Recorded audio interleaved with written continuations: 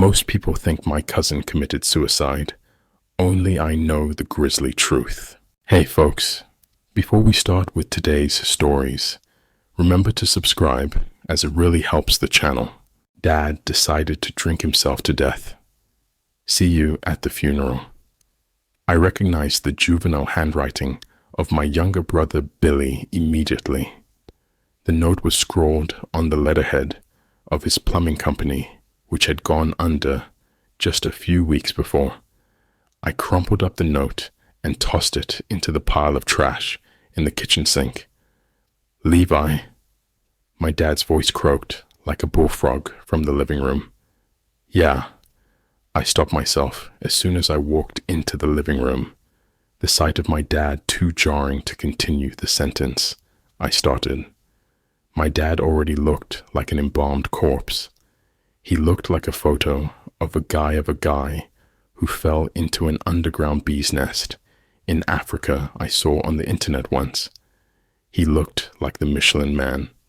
Basically, he looked like hot shit baking on the sidewalk of some hot city sidewalk. I recognized my dad's lucky bottle of Potter's Crown whiskey resting next to his bed right away. About a finger's width of caramel liquid left in the bottom of the crimped glass. It was 1:47 p.m. Jesus, Dad. Leave him out of it. Is this for real? I kicked over his bottle of Potter Crowns. The last precious contents spilled out onto the stained carpet. What the hell, traveling man? My dad took up calling me traveling man when I was in my 20s because I actually left our little one-road Tennessee town, and he always loved the guitar solo in the Allman Brothers song. Oh, don't act like you don't have 5 more bottles in the cupboard. I do, but it doesn't mean you can disrespect the bottle. One of my dad's many quirks was he had a lucky drinking bottle. He had been drinking out of the same handle of Potter's Crown since the late 70s. He would just refill it whenever he got a fresh bottle from the store. It had something to do with a friend from Vietnam named Iverson. He never seemed to be too generous with the exact details, and I never cared enough to ask for the full explanation. At least we could compromise on one thing. The county made the grave mistake of employing my dad long enough as a janitor to where he could retire at the earliest date possible and combine his pension there with his military pension so he could drink full time. He had been doing this for the past 5 years and seemed to get worse every time I saw him. I finally couldn't take it anymore when I came to see him a little less than a year ago and saw he had moved his bed into the living room so he could lie down closer to the liquor cabinet and the TV. That sad, pathetic sight led me to decide to no longer go see him. I was just going to let him fade away without me in the audience until I received a call from him in the middle of the night a few days ago where he couldn't make out a single word, just sobs. I booked the first flight to Memphis I could find for a reasonable rate so I could make the trek out to the flats of Northwest Tennessee and see him at least one more time, even if it hurt like hell. Hurt it did. I had seen my dad low, but never this low. He looked so wrecked that it wouldn't be a surprise if he died at any minute. I took a seat in a sad, dusty plastic visitor chair next to his bed like my childhood living room was a hospital room. I pushed away the rotting bones of a fried chicken hungry man on the TV tray and took out a faded Polaroid of us from the breast pocket of my shirt. I set the picture down on the thin wool blanket on the top of his naked chest, felt him shiver. I found this in a box of stuff when I moved out of my house. My father looked down at the photo without moving his head, just his eyes. It was of us on a frothy beach in South Carolina, standing next to each other in the bright summer sun, my dad's arm lightly draped over my shoulder. It was literally the only picture I could ever remember of us together. Hell, it was the only picture of my father I could ever remember seeing except for the military one from when he was 18, about to be shipped off to Vietnam. It rested above the TV, proudly framed. I could see the life behind my dad's eyes at least shrug. That's pretty neat. Thanks. Your brother just brings bills to pay. Mine and his. I appreciate someone not bringing me fucking heartaches for once. You got it. I just got 2 requests of you, though. Yeah. 1. You don't judge anything I do. I already conceded that before I got on the plane in Denver. 2. ESPN Classic is playing the 1999 Fiesta Bowl tonight. I want you to sit right here with me, watch it, and drink whiskey. That sounds about damn perfect to me. My dad cracked the first smile of my visit. Well, it's a date then. Go mix up yourself a drink. I got 5 bottles over in the liquor cabinet. My dad gave me a sly dog wink. We watched the game. Tennessee beat Florida State 23-16, the way they always will for eternity, and hoisted the national championship trophy. I saw what I thought was the glint of a tear in my dad's eye towards the final frames of the classic game. I thought reliving the glory of his beloved Volunteers brought on the moisture. I was wrong. This game always reminds me of Chase, my dad slurred. His statement made me go numb. It was about only 2 months after everything. I remember one of the reasons we were so glad they won was because we felt it might lift everyone's spirits. It's funny how much a stupid game can actually do. It didn't. I know. It shouldn't have. It's darker than you think. I didn't really know how my cousin Chase committing suicide at age 13 could be darker, but I could tell my dad had more to say. There's a lot more about that we didn't let on back then. Really? My dad spat chew across the room, offended by the skepticism detected in my tone. My dad was not a liar, but he was 3 sheets to the wind. Yeah, really, Ramblin' Man. If you're talking about how they found Chase, I found out. You and Grandma never told me, but kids at school found out. I heard about it. Kid cut himself and jumped into a fucking pig pen. That shit gets out there in a small town. That ain't the half of it. What are you talking about? Why would a boy choose to kill themselves by getting torn up by a bunch of hogs when he had his own fucking shotgun underneath his bed? My dad made a very, very good point I never thought of. I never really thought about it. Hard to believe he killed himself, if you do. Did you ever ask Mom if she thought that at all? If they looked into it, I asked. Did you? My mom and Chase was a tricky situation. My parents never married. They just had a casual off and on thing for a few years, which produced me and my younger brother Doug. I can't really blame either of them for not wanting to be with the other. My dad was a raging alcoholic with a bad case of PTSD before they really even knew what PTSD was, and my mother was a flighty part-time hippie, full-time drug addict who would take off for weeks at a time without warning. Since my dad at least had the full-time job, Doug and I lived with him, and my mom lived 2 towns over with an ever-changing parade of fiancés. My mom hit it big when the richest of those fiancés finally married her and gave her life a very brief period of stability. It was during that period when her sister passed away at a young age and left behind an infant son, Chase, whom my mother took in. My mom always seemed to be thoroughly ashamed by the boring, trashy life she lived with my dad, so Doug and I were rarely invited to family events on her side. Because of this, we only saw Chase a few times a year at Thanksgiving, Christmas, the occasional wedding or funeral. He was a sweet kid who I definitely saw my mom's side of the family's genes in, but was a little too young for me to really connect with.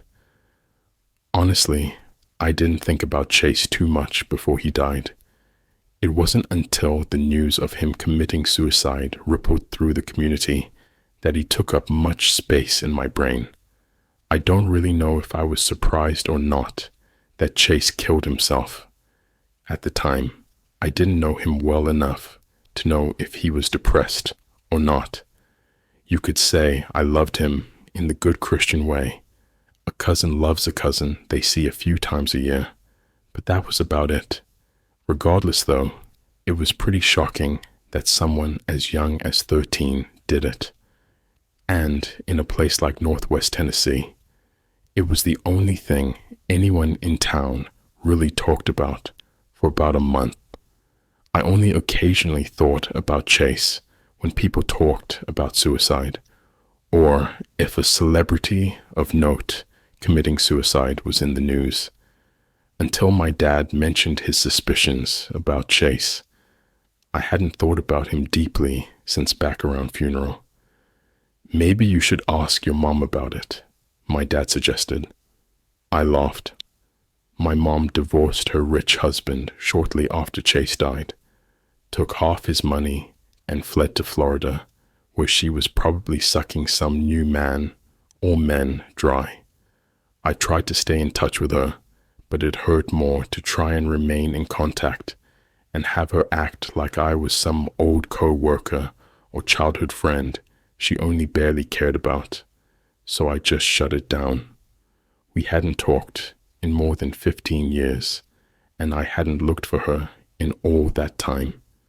She could have been dead for all I knew. I could tell my dad was hanging on to his last threads of waking energy for the night, and I wasn't far from sleep myself. "Is the couch okay for sleeping?" I asked. My dad flapped his lips a few times, but no words came out. I sunk into the broken wooden bones of the frame of the ancient couch. "Hey, ramblin' man," my dad whispered from across the room. "Yeah? Maybe you should ask Tina McIntosh about the Chase thing. She probably knows more about that kid than your mom." "That's actually a good idea." Tina McIntosh was the gossip queen every single small town has. She worked the front desk at the high school part-time, the front desk at the only doctor's office in town part-time, and volunteered for just about everything just so she could be in the midst of everyone's business at all times. Reaching out to Tina while I was in town for the next couple of weeks was a great idea. One negative thought did flash through my mind though. Talking to Tina probably meant I would also have to talk to Ronnie McIntosh. Ronnie was one of those kids you were forced to kind of be friends with when you were young, because your parents knew his parents. You knew he was off, but who else were you going to pass the time with when your parents ditched you at the grown-up party? Something was seriously wrong with Ronnie, but it was the early 90s in rural Tennessee, and people weren't really on top of that stuff yet. Kids weren't shooting up schools yet, so everyone just let it slide. The first time I remember being concerned with Ronnie was when he was eating sand out of the sandbox in his backyard when we were playing. His response to me about why he was doing it was that it tasted like salt. The second incident, which made me slowly recoil away from Ronnie's presence as much as possible, came in the early days of puberty, probably 11 or 12. My dad set up a play date over at Ronnie's place while he went fishing, and Ronnie could not have been more eager to show me some pictures as soon as I walked through the door of his little single wide down by the bend of the river. Come see," Ronnie announced once he'd led me into his little bedroom.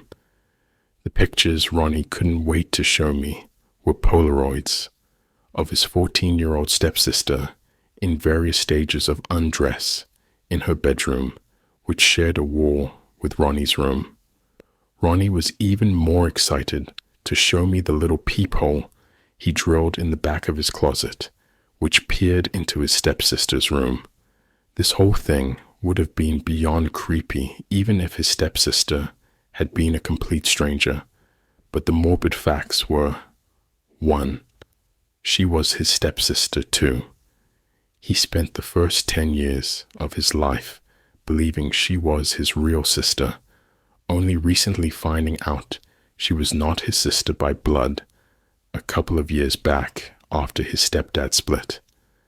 I was tempted to tell Ronnie's mom or stepsister about the pictures, but didn't want to set the kid off. I had seen what he did to the frogs and snakes we would catch by the river, and in no way wanted to get myself in that path of that rage. No thanks. Ronnie finally separated himself from the rest of the normal, peaceful congregation of our class about halfway through high school, when he started voluntarily not showing up to school anymore. Everyone in town was pretty shocked that a woman who worked at the high school let her own son drop out, but the kids who knew him well appreciated her letting him give us non-scary kids some distance. Rumors swirled all around town about exactly what Ronnie did after that. Some said he joined a motorcycle gang in California. His mom always said he was getting ready to join Navy, but I knew the truth because I still had to go over to his house about once a year for some awful get-together around Christmas. I would see Ronnie in his old bedroom, still surrounded by an army of stuffed animals, still taking pictures of his stepsister changing, and still having the sticky remnants of green Jolly Ranchers stuck to the skin around his lips. I wondered if Ronnie was still back in that little wood-paneled room, masturbating to pictures of his stepsister and playing endless rounds of Donkey Kong Country when I knocked on the door of his mom's trailer and waited for an answer. Just a minute, the cheerful drawl of Tina McIntosh answered back on the other side of the door. The cherubic face of Tina popped into the doorway once the trailer door opened up. She beamed back at me through the little round glasses and a plume of red hair. Levi Green? Tina couldn't have sounded more excited. What are you doing here? I tried to explain myself, but Tina interrupted her own question. Come in. I almost laughed when the smell of fresh baked scones and fresh roasted coffee greeted my nostrils. Tina was like something out of the fictional Leave It to Beaver universe, plunked down in the dark country fields of rural Tennessee. I took a seat at the little wooden breakfast table and was presented with a blueberry scone and heavily creamed coffee before I could even get my first word out. It's so nice of you to come by and say hi. Sorry Ronnie isn't around. He's down at the church. I finished my first sip of searing hot coffee. That's okay. I was actually looking to talk with you. With me? You gotta be kidding me. Levi Green came all the way from the big city of Denver. To talk to me? I gave a courtesy laugh. I'm visiting my dad, and I thought of a few things I wanted to ask you, if you don't mind. Well, of course. You remember what happened with my cousin Chase Lucas? Tina paused, chewing the scone she had previously been gulping down like a pelican. Of course. It was probably the worst thing that ever happened around here. I was talking about it with my dad last night, and we were wondering about something, and we thought you might be a good person to talk to, being so connected to the community and all. You can go ahead and say, because I'm the town gossip. I let out a genuine laugh. Well, okay. We were thinking about what happened to Chase all those years ago, and were wondering, Did you ever hear anybody talking about that? Maybe Chase didn't really kill himself. Tina paused her chewing again, took in a deep breath. I heard that. I didn't think much about it at the time, but I did hear it. It's something you have to really think about, though. That little boy decided to kill himself and do it by jumping in with a bunch of hogs. That's what me and my dad were talking about. I think the thing was that no one really had anything else that made sense either. You can't make a conviction without any kind of evidence. I tried to talk to Ronnie about it, but he didn't seem to know anything either. Why Ronnie? I had never once heard anything about Ronnie and Chase even knowing each other. Ronnie knew Chase pretty well through Crave. He talked about him quite a bit before he died. He was pretty broken up when it all happened. Crave? It's a network of churches around here. They're the ones which aimed at having kids get involved in church. They had the church, which looked like Noah's Ark up in Martin. All the kids loved. Ronnie still goes to them. He's actually at a meetup thing in Union City right now. The idea of Crave churches vaguely came back to me. I remembered them recruiting a lot of kids in my middle school. They tried desperately to make church cool in a way to attract teenagers, to hopefully someday replace their aging congregation. Suddenly, even kids who were smoking behind the gym at lunch and stealing their parents' peppermint schnapps were going to youth group. Once I thought about it, Ronnie was exactly one of those kids. Do you know when Ronnie gets back? I knew Ronnie was going to suggest going to the locker room before he even said it. The sad local bar where the locals who had graduated within the past 15 years, who stayed in town, frequented to try and relive their younger days. It was like something out of that Springsteen song, Glory Days. I heard my name hollered drunkenly before I even fully walked through the door. Shit. I had already been spotted. It took my eyes a second to focus after walking in out of the bright light of the midday sun. But once they focused in, I saw my fan was the very person I had come to meet, Ronnie. He bounced up and down on a bar stool like a baby in high chair just before dinner is served. Levy Green, Ronnie announced, name like the old Chicago Bulls PA announcer when I neared. I kept my face down, took a seat next to Ronnie at the bar, and avoided eye contact with the female bartender I knew I went to high school with. She was the only person in the bar other than Ronnie, and based on the distance she gave from where Ronnie was seated, she was about as thrilled about reuniting with him as I was. L-Dog, I got you a fireball and Coke, Ronnie announced and stuck out a handshake greeting. I accepted Ronnie's handshake and gave him a firm up and down, never acknowledging the bizarre drink he ordered for me. Ronnie had not aged well. All of the features which made him unattractive as a youth had worsened. His underbite was even more pronounced. The cystic acne on his cheeks had somehow increased, even though we were in our 30s. His hair was still pizza greasy, but was now an awkward shoulder length. His teeth seemed to crook and curl all around his mouth, like the trunk of a tree, when he beamed a smile at me.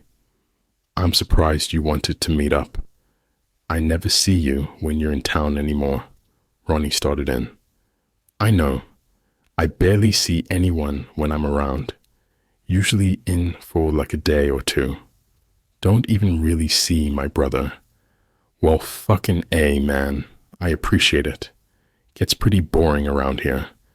I'm sure it's not as cool as like Denver or something. Go fucking Broncos. Better than the fucking Titans. Can't believe they picked that overrated piece of shit from Oregon at QB. I gave Ronnie the last courtesy smile I reserved for him. flashed it at him after he downed the last of what appeared to be his fireball and coke. I wanted to meet up with you to ask you a little bit about my cousin Chase Lucas, the one who died back in the 90s. A piece of ice flew out of Ronnie's glass and slid down his cheek. He coughed and gagged. His eyes darted around the dim bar. I haven't heard that name in like 20 years, Ronnie answered with a mouthful of ice. I know. I didn't even know you knew him, but I ran into your mom, and she said you guys were friendly back in Crave. Ronnie nodded furiously, jingled his icy glass at the bartender, let out a deep breath. It's crazy shit, man. Glad I've already taken down a good chunk of these F&Cs. I don't know what happened to Chase, man. What do you mean crazy shit, but you don't know what happened? Ronnie received another drink and got to work on it right away. It's some heavy shit, man. Not easy to talk about. I moved my face closer to Ronnie's. Fresh tears had formed in his eyes. I don't really want to talk about here. It's not a good idea, Ronnie said, and shot another paranoid look around the bar. We're the only people here. Let's just talk about it. I don't know, man, Heavy. Ronnie shook his head again. The gears in my head turned. I reached over and finally grabbed hold of the drink Ronnie ordered for me. Took a hearty swig. It was even worse than I thought it would be. Cinnamon, whiskey, and coke. I'll hand it to you for probably being the first person in the world who would think that would be a good fucking combination. We both laughed. There's a lot of shit you don't know, man. Heavy shit, Ronnie said, once he finished laughing. I was pretty good friends with Chase when he died. I don't think many people know that. From Crave, you two hung out together a lot at Crave churches. We did. He was a cool kid, little younger than me, but we were tight, bonded over the fucked up shit that happened. What fucked up shit? I've never really told anyone about this shit. No one asks me shit around here, but we go way back, man. I got molested at Crave. So did Chase. Shit. Molested ain't even the right word. That's not fair. We got fucking raped, man. The silent space in between two Bob Seger songs on the jukebox picked a really bad time to pop up. Ronnie and I sat there silent, staring into our F&Cs. Started when I was about 8. Chase too. Who did it? One of the priests. He's long dead though. Died not too long after Chase. Hopefully the fucker didn't find him in heaven. But that priest wasn't the only one. Ones would come in from other towns and stuff. We didn't really know what was going on. You still go to that place? Your mom said that's where you were today when I went over. I just say I'm going there because she likes that. Really, I just go here, or to get fucked up with some guys I know up in Union City. Guys who got raped too, Ronnie laughed. I go to Crave from time to time, just to make sure those guys don't think I'm going to rat them out. Wouldn't want to know what they would do if they thought I might do that. You think all that stuff had something to do with Chase dying though? Could, but I don't know. All the shit was so dark, I wouldn't be shocked if Chase just decided it was too much. I'll tell you what, though. Chase was into some deeper shit than me. He was always on those chat rooms at the church computer labs. What do you mean? The churches were doing everything they could to get teenagers to hang out there. They all had these computer labs with internet, back when that was a really big deal. Chase practically lived in those labs. I went on there a few times with him, but it was scary as shit. He would be in these romance chat rooms, talking with married guys up in Chicago, Detroit and shit. He was in deep. I would be very curious to see what going on with him and that stuff back in the day. The answers might be all there. They still have these computer labs. Ronnie finished his drink and let out a laugh. Yeah, still do. Still have those shitty-ass 90s computers too. It was the first time in my life I was glad I was an IT guy. A fire burned inside myself when I drove back to my dad's house in the night after dropping Ronnie off on his mom's doorstep, with him drunkenly mumbling something about how we were like brothers over and over again.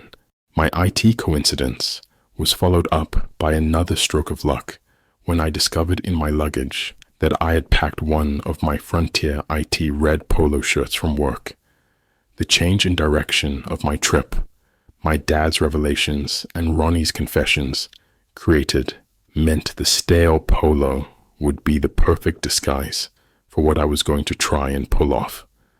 "Why the hell are you wearing that dumbass shirt?"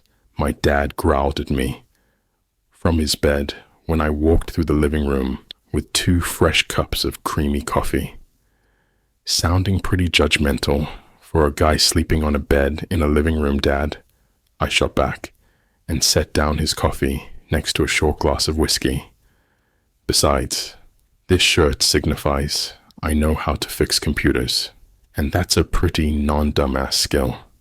You wouldn't call a guy who can repair a drive shaft a dumbass, would you? Would, if he wore a shirt like that. Where are you going, anyway? Looking into this stuff about Chase, you ever heard of Crave Churches? Is that a gay bar? I shook my head and walked out the door. I must have driven or walked by the Crave Church in my hometown a million times and not even thought about what it was. There are so many churches in rural Tennessee. I have heard at least 3 individuals in my lifetime say you can't swing a dead cat in rural Tennessee without hitting a church. Disgusting analogy, but accurate. Tucked behind Main Street on a little poorly paved road next to the north woods of town, Crave Church was a white, triangle-shaped building with a rotting wooden statue of Jesus stuck out in the front yard next to a reader board which housed just 3 black letters rearranged to spell out VHG. I let out a little chuckle when I walked up the front steps of the building, my eyes stuck on the brilliance of some town kid. The front door of the church was open when I reached the top of the little cement slope of a walkway which led up from the sidewalk. "Howdy," I announced myself in my cheeriest tone when I walked into the cramped congregation room. "Hello?" I was answered by the retching sound of someone vomiting. "Hold on 1 second." I followed the pained voice down a dark hallway to my left and the open door of an office. I continued until I was in a little doorway looking down at a man in a wheelchair. He quickly looked up at me. Holy hell! The man pushed the about 20-30 thin red hairs which lived on his scalp back and looked up at me. "Welcome to Crave." The sad scene I had just stumbled upon made me have to rethink my plan on the spot. I was going to con a guy who looked like a broke-ass Larry Flint, who was working and barfing on a hot Wednesday morning. I'm with Frontier IT. I was dispatched to update some of the computers in your computer lab with new software. I finished my statement with the wave of a jump drive. That sounds about right. I don't think anyone has tinkered with those things since Clinton was in office. "Bill, not Hillary," the man in the wheelchair answered back, punctuated with a chuckle, and stuck out a hammy paw for a shake, which I accepted. "Bill Crunkle, but my friends call me Crumpled 20. Get it? Like crumpled $20 bill? I know it's not that great." Bill wheeled his chair up to me. "You know where the computer labs are?" "It's been a while." Bill wheeled past me. I followed him out into the hallway. I can't take you all the way, but I'll be able to point them out to you, Bill explained, and slapped the sides of his chair. Bill led me out a back door and into an overgrown backyard of pale grass decorated with the netless frame of a soccer goal and a netless and backboardless basketball hoop. Bill pointed out to a tight little trail at the back of the yard which snaked out into the thick, dark woods. I could see the outline of a couple little buildings tucked between the trees out there. 2 buildings out there are the labs. Don't think anyone is out there yet, Bill said, and dug into a fanny pack until he produced a ring of keys. I'd walk you out there myself, but for obvious reasons, that's a no-go. So just unlock it yourself. Bring the keys back when you're done. Bill handed me the keys.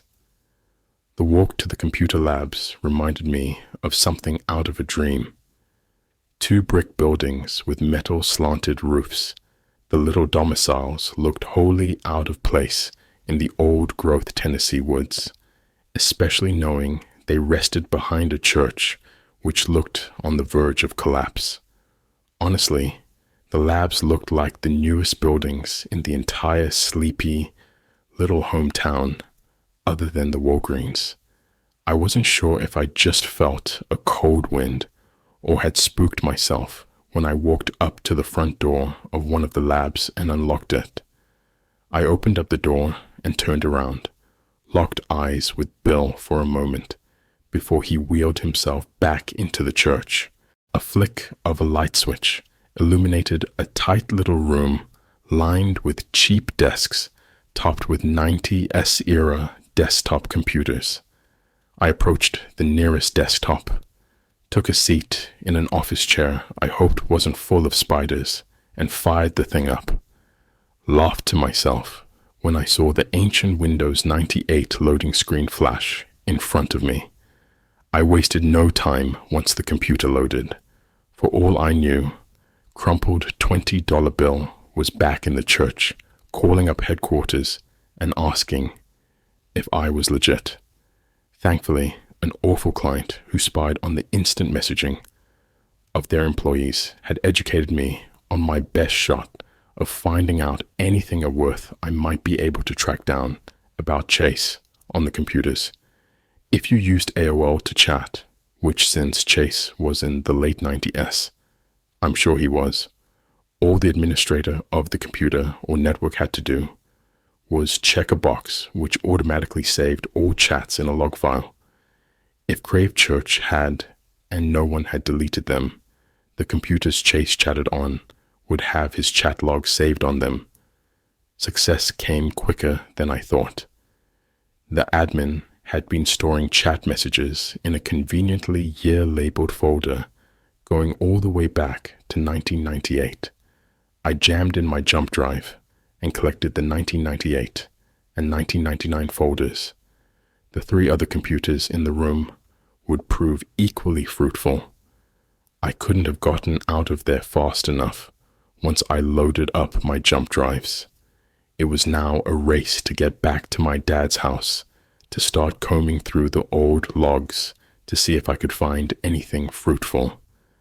I walked around the side of the church, hoping to avoid Bill. I was just about to the sidewalk when I heard Bill's voice sound out from the front of the church. "Hey, buddy." I turned and saw Bill on the perch of the front doorway. "You leave the keys out back there?" "Damned, the keys." "Oh yeah," I answered, and ran up the stairs until I reunited with Bill. Handed him the keys. "Thanks." I started back down the walkway to the street, but Bill's voice stopped me. "I thought we used West 10 for our IT." I turned around again, saw Bill scowling at me. Yeah, you do. But they don't handle software. They contracted us out." I scurried away as soon as I finished, got in my rental car, and drove away. I thought my dad was dead when I got home. I came into the living room triumphant. the jump drives burning holes in my pants only to lose every ounce of excitement in my body when I found my dad out cold on his bed in the middle of the day. Oh my God. I dropped down to the bed, put my finger right on my dad's pulse, and put my ear to his chest. His heart was beating. He was breathing. He was laughing. Fuck, Dad, that's not funny. I recoiled from his withered little body, truly angered, spit all over the room while he laughed his bony ass off. That's not fucking funny. My dad finally slowed down his laughter. He glared at me when I set up a laptop on the couch, pushed in the first jump drive. You looking up porn?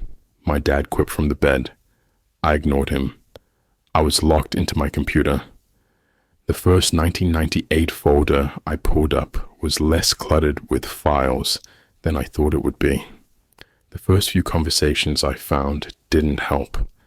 They seemed to be two church kids talking about the movie The Lost World, with one complaining that his mom wouldn't let him see the movie because she insisted dinosaurs never existed. It took a while, but I was able to pull up one of the chat conversations I was looking for. June 10th, 1998. Private chat, Chase, Manhattan. I can't believe we're sitting right next to each other, but writing to each other on the computer. Ronnie Babani. Pretty crazy, but awesome. We can't talk about this stuff around here though. Chase, Manhattan. True, true. Did it happen again last night? Ronnie Babani. What do you think? Chase, Manhattan. When doesn't it happen? Ronnie Babani. He keeps telling me I will like it eventually. Like you do. Chase, Manhattan. Please. Ronnie Babani. Shit. Someone is coming. June 12th, 1998. Midwest Romance chat room. Private chat. Lerber. Hey, Chase. Manhattan. /S/L. Lerber. 49. M. Chicago. Chase, Manhattan. Hey. Cool. What's up? Lerber. /S/L. Chase, Manhattan. 12. It's middle of nowhere. In Tennessee. Lerber, cool. Chase, Manhattan, is it? Lerber. I like Tennessee. My brother lives in Nashville. It's not bad. Beautiful. Chase, Manhattan. Where I live is not Nashville. Lerber. Got it. So are you looking for romance? June 14th, 1998. Private chat. Ronnie Babani. Who's the guy you were telling me about last night? Your friend. Chase, Manhattan, Larry. He's older, from Chicago. Ronnie Babani. That's pretty cool. He gonna take you out of this little shithole? Chase, Manhattan. It's not like that. I've talked to older guys before. It's not like we are ever going to meet up. We just like to talk and stuff. They get me. People around here don't get me. I can talk about stuff I actually care about, not just like baseball and church. Ronnie Babani. I get you, man. Chase, Manhattan. You do, but it's different. Don't worry about it, though. Ronnie Babani. I won't until I will. That was the last of any conversations involving what I was sure was Chase on the first jump drive. Jump drive number 2 dove into valuable conversations rather quickly. June 17th, 1998. Midwest Romance chat room. Private chat. Lerber. Hey, Chase. Chase, Manhattan. Hey, how's it going up there? Lerber. It's good. Thinking about you a lot lately. Chase, Manhattan. Really? Why? Lerber. I don't know. You just seem cool. Chase, Manhattan. Well, I'm not going to argue with that. Lerber. I know. It's weird. Any chance you can get me that picture you told me about? Chase, Manhattan. Can't. The only scanner I have is here at the church, and there's no way I'm using that. Lerber. Darn. Chase, Manhattan. I know. I've tried to tell my mom to get a computer and internet, but she doesn't even know what the internet is. She's scared of Y2K though. Thinks it's going to be like the Terminator. Leber, that's crazy. You are so cool though. Chase Manhattan, thanks. Leber, why don't you like your church? Chase Manhattan, lot of reasons. Don't really want to talk about it. Leber, want to talk about meeting up? Chase Manhattan, yeah, but some other time. I'm not ready yet. The rest of the conversations with Chase on the second jump drive were back and forths with Leber, which didn't really contain too much information, other than more occasional mentions of Larry and Chase meeting up where Chase never bit. The third jump drive was a complete failure. Sank my heart. I wondered if I was going to have to go back to Denver in a week with just a few random conversations between Chase and some anonymous guy about mostly harmless stuff. The last drive would not let me down. October 3rd, 1998. Private chat. Ronnie Baboni, you think he's actually coming this time? Didn't he not show up last time? Chase Manhattan, he's coming. I've been talking to him on the phone a lot now. He calls me when my mom isn't home. If she is home, then he pretends to be a telemarketer. Ronnie Baboni, where are you meeting?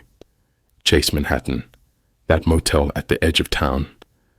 I'm riding my bike over there tomorrow after school. Ronnie Baboni, that's crazy.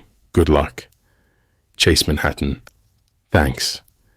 This was the only chat log on the last drive which featured Chase, but it gave me a huge revelation. Chase committed suicide on October 4th, 1998. So the day he supposedly killed himself was the same exact day he was supposed to meet up with Larry. But was this enough? Was it enough to admit to the police I stole the info off of church computers from a church at least some people in the department probably attended each Sunday? I had been so wrapped up in my investigation, I hadn't realized the night had fallen. It was near midnight, and the only light in the room came from the screen of my laptop and my dad's little TV screen, which was airing the late SportsCenter. I looked over to my dad in his bed. His eyes were closed, and the blanket covering his chest was moving up and down. He muttered something in his sleep I couldn't make out. I got up off the couch and came to his side. Maybe he was offering up some telepathic clue about the case. I listened closely. Sabin, Alabama. Fuck you, Sabin. My dad was having a nightmare about Alabama football. That may have been even scarier than Chase's situation. I gave him a soft pat on the top of his nearly bald head. I took my cell phone out of my pocket and called the one person who I thought might be able to help me at this point. Thanks for meeting me here, Ronnie said with a smile which was way too wide for someone who was meeting about another person likely being murdered to have. We were back at the locker room. It was the only place Ronnie would meet me. He was already there and already drunk. No problem. I pulled all the chat logs from those computers. How come you didn't tell me about Larry? I asked Ronnie while he sucked down a drink. I told you about the weird older guys. I just don't remember their names. It was almost 20 years ago. But you chatted with Chase the day before he ended up dead about meeting up with Larry. How do you not remember that? How did you not mention that to anybody back then? Ronnie finished his drink, stared into the frothy ice. Why? I pushed again. You think I wanted to open up that box? There's no way then or now I do that, and it doesn't end up with everyone knowing what happened to me, thinking I'm gay. But Ronnie, I have the transcripts. There's enough there. There's Chase's screen name talking about meeting up with that Larry guy that day. You just have the Chase Manhattan screen name. Yeah, I guess. Why? Because that's not the only screen name Chase used. What?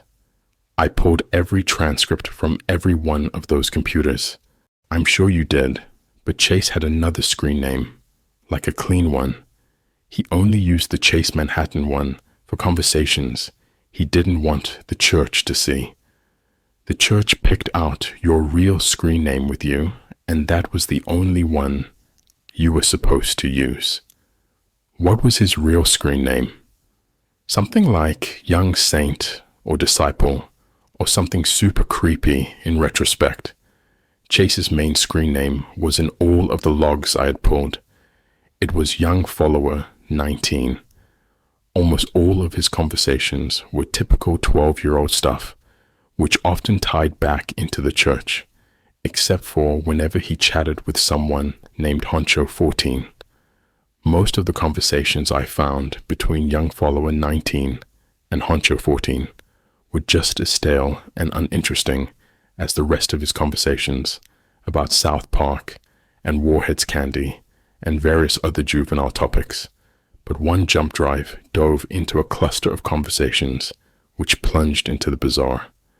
July 16th, 1998. Private chat, Honcho. 14. Haven't heard much from you lately. Young Follower 19.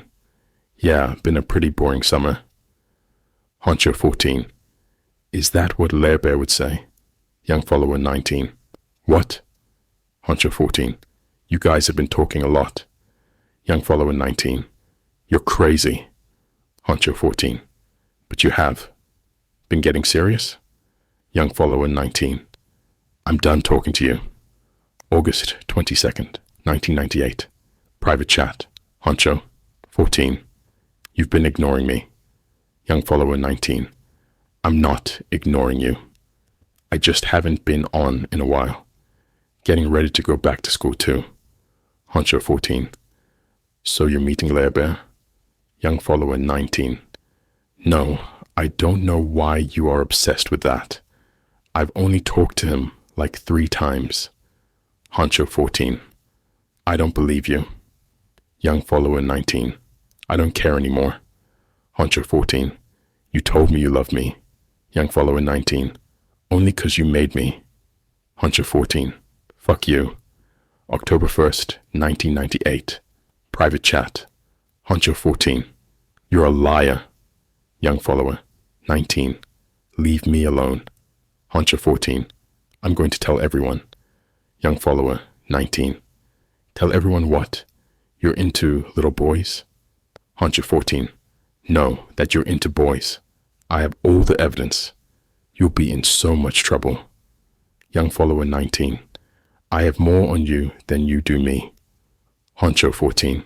Ha, go for it. See if anyone believes you. But you better be careful. A lot of dangerous people out there. Young Follower 19. What does that mean? Honcho 14. You know, Ronnie met me by the river this time. I refused to go to the locker room again.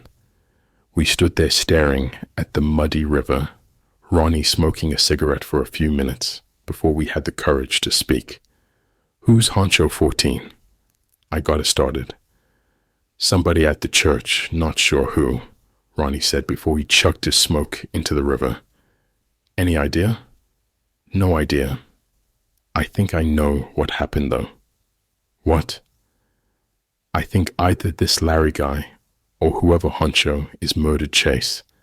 Some people figured it out, but they covered it up, staged a suicide because they didn't want people to know Chase was gay, and they didn't want anyone to suspect Crave. How could we prove that? I asked.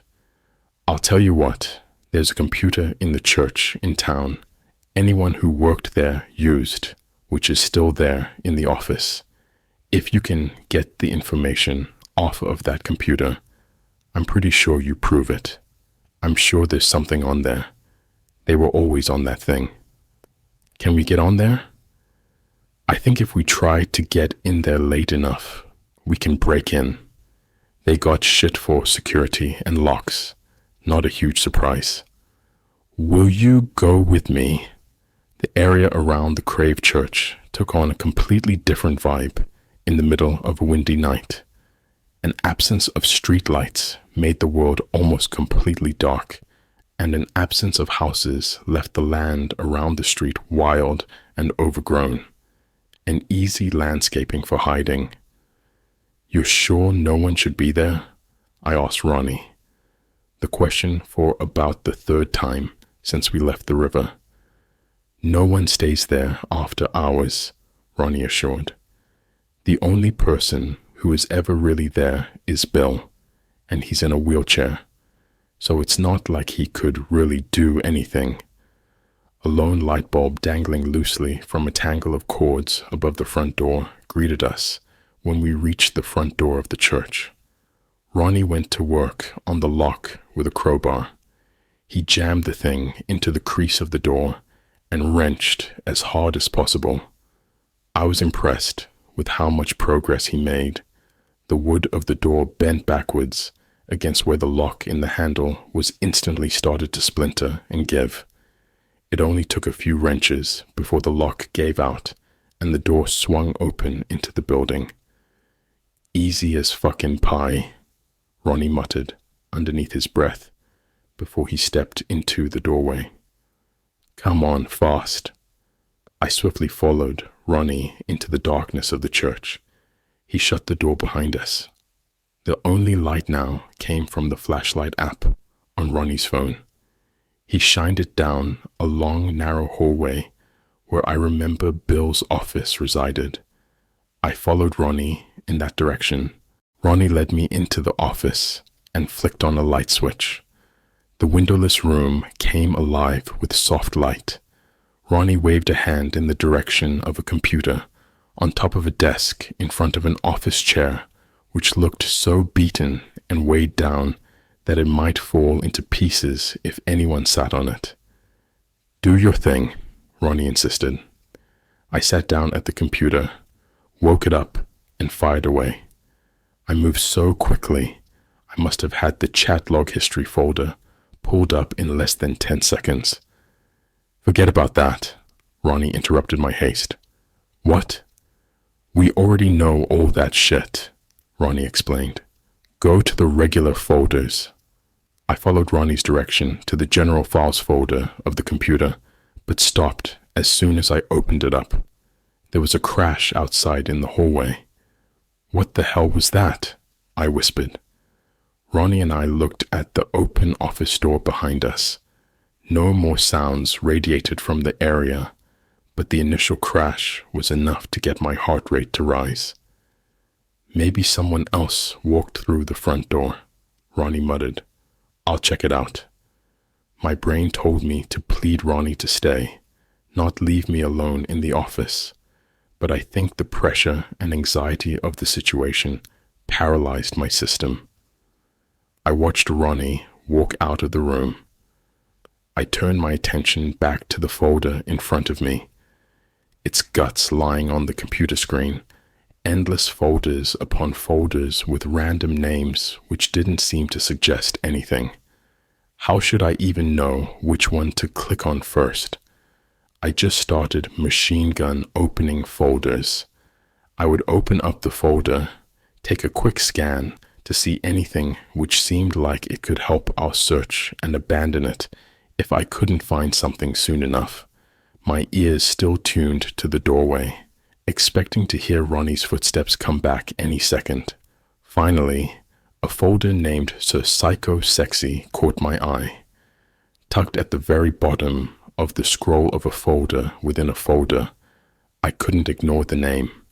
A quick click sprawled the contents across the screen, and they did not disappoint.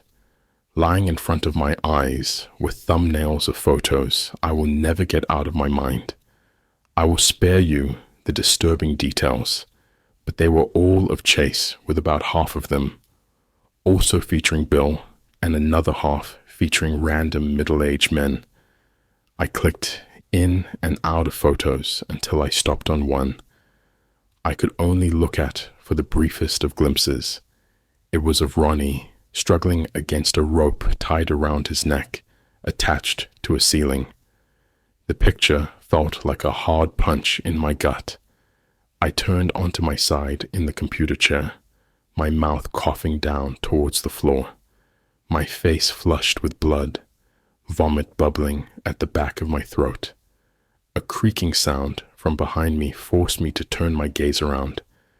My eyes whipped over to a back corner of the room, and a door I hadn't noticed when we came was now open. "Ronnie." There was no verbal answer. I watched Bill roll himself through the door and into the room in his wheelchair. "What the fuck is wrong with you?" I spat at Bill. Bill answered my question with a fat smirk and a squint from behind his glasses. "You fucking killed him?" I went on. "You can't prove that." I wasted no time in chatting. Instead, jumped back to the computer, jammed a jump drive in, and threw the Sir Psycho Sexy folder into it. I watched the folder disappear into the drive icon just before I saw a thick rope drop down across my field of vision and cinch tight around my neck. I was lifted up off of my feet, my throat gagged in a way I had never felt before. My body swung around like a piñata on a line. I looked down on Bill's heavy form, standing up just fine on his own 2 feet, his chair resting over by the door in the corner of the room. He pushed his face up to mine and stared deeply into my eyes with cold gray pupils. I shut mine as hard as I could. I tried to scream for Ronnie, but couldn't even get a gasp out. I was utterly helpless.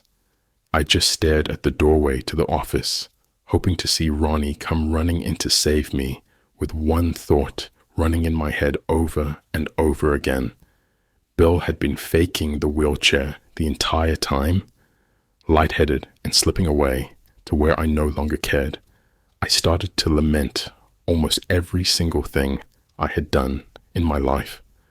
The warm, dreamy embrace of death I had heard about so many times in my life may not have been real. This was far from pleasant, but somewhere in the fog, I thought I heard my salvation coming from out in the hall. Footsteps pitter-pattered in our direction. I felt Bill ever so slightly loosen his grip. I tried to scream out when Ronnie stepped into the doorway, sweat-coated and wide-eyed. The grip let up just enough to where I could squeak out, "Ronnie." Ronnie didn't even make eye contact with me, just glared at Bill.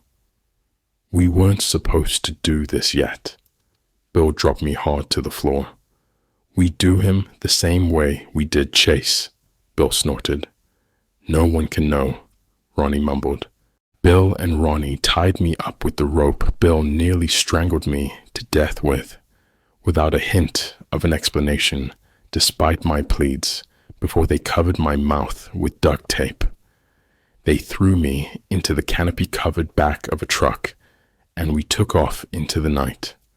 My only potential salvation in my mind rested in my cell phone in my pocket. Ronnie and Bill had forgotten to take it out of my pocket when they tied me up. My arms were tied behind my back, so I couldn't take it out and dial it, but I was able to press my fists against it and press as hard as I could to try and get it to do something. I thanked my lucky, or in this case unlucky, stars that I used a piece of shit Windows phone which didn't have an access code or lock screen. I kept at it for as long as I could, hoping to butt dial someone for the first time in my life. I finally started to cry when I felt the truck slow and come to a stop. I think the shock and adrenaline had finally wore off. The 10-minute or so drive allowed me to cool down and think about the situation.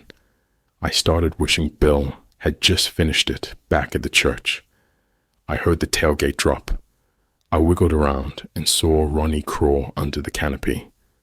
"You got him," I heard Bill announce from off in the distance. "Why are you doing this?" I tried to ask from behind the thick tape on my mouth, but it came out like, "Why are you doing it?" Ronnie must have been able to make out the question, though. He drifted an eye towards me. I knew you always thought I was a retard, thought I was a weirdo. You were right. I thought I could do it at first, help you, forget about it all. But then I thought about everybody knowing what happened to me. We got too deep. You knew too much. Had to do the same thing with Chase. He was going to tell everybody. Stop playing grab ass with him. Bill shot out again. Ronnie grabbed me around the waist and pulled out of the canopy until we both dropped to the muddy ground. A summer rain misted down upon us. I let my entire body go limp. Tried to make it hard as humanly possible to carry me. Come on, man, Ronnie yelled down at me when he tried to pick me up. I started to hear something much more hideous than Ronnie's voice once he finished his casual plead. The sound of hooves stomping upon hard dirt, the sound of grunts and huffs and puffs, the sounds of hogs. I screamed as hard as I could from behind the tape. The rain picked up to a steady fall. I let up my screaming for a second and started to hear a familiar, nostalgic sound trickle into my ear over the sound of the hogs and the rain, the purr of my dad's old truck. It was the same sound I used to love to hear on autumn afternoons after football practice, when I could hear his old 95 F350 coming from seemingly all the way across town, knowing he would soon pick me up, and I would jump in the cab where he had a fresh pack of beef jerky waiting for me. The sound got louder until I saw tall headlights slip into the clearing where Ronnie and Bill were standing over me. The headlights stopped about 30 yards away, and the rumble of the truck ceased. You tell anyone else to come out yet? I heard Bill frantically ask Ronnie. The first shot ripped through right after Bill finished and struck him directly in the neck. I heard a hideous gasp of a sound shoot out from Bill's head, but was quickly distracted by the blast of another shot. I laid out as flat as I possibly could, shot a look over at the direction of the headlights, which were still on across the clearing. I gave a look over in the other direction and locked eyes with Ronnie's, which were open as wide as possible and frozen as if someone had glued his eyelids to the sockets. I looked down to see fresh blood pouring out of a sickening hole in his white tank top. A brief wave of relief washed over me, but it only lasted for a second. This unknown gunman could have been coming to just steal me from my captors. Maybe I had really died, and my brain was creating some dreamlike delusion of my dad saving me in his truck to comfort me. It all felt real, though, when I tried to catch my breath and failed to make my way to my feet in the mud. I heard the heavy stomping of boots splashing into thick mud head my way from the direction of the headlights. I rolled onto my back like a helpless turtle and looked up into the white light of the headlights. I saw my savior walk into my field of vision above me. It was my dad. He clutched the custom rifle he cherished, which reminded him of the one he used in Vietnam, with his name etched into the side with shaking hands. He took a shaky palm off of the rifle and offered it down to help me to my feet. I obliged. My dad reached into my pocket as soon as I got up to my feet. He pulled my cell phone out of my pocket, showed that it was currently on a call with him. You've been calling me for the last 20 minutes. I almost laughed, but instead did something for the first time in as long as I could remember. I hugged my dad. Dad's funeral ended up being only about a few months after he saved me that night. He tried to kick the whiskey a few times, but the damage had been done, and he just couldn't do it. The two of us were also fighting, off an investigation from the local cops about Ronnie and good old crumpled 20 Bill. So it was almost like my dad was racing to get to that last fatal drink to avoid having to go to court and or jail for the whole thing.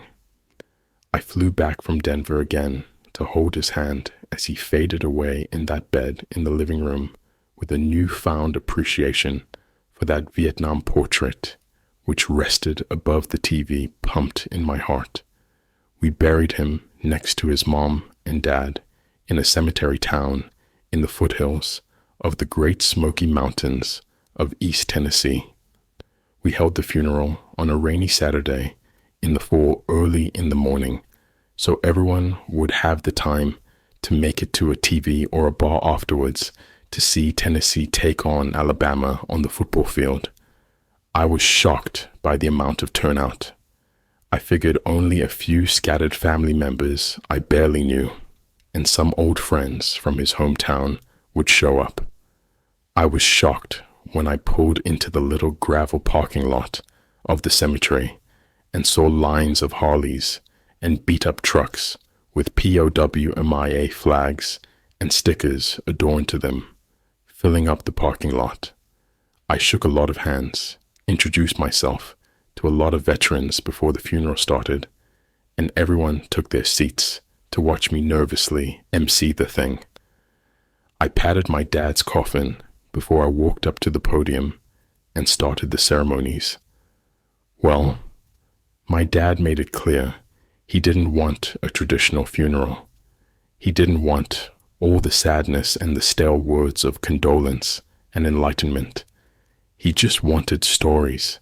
He just wanted everyone who felt like it to know that they could come up here and tell a story about my dad, if they like. And he wanted me to get things started. I stopped.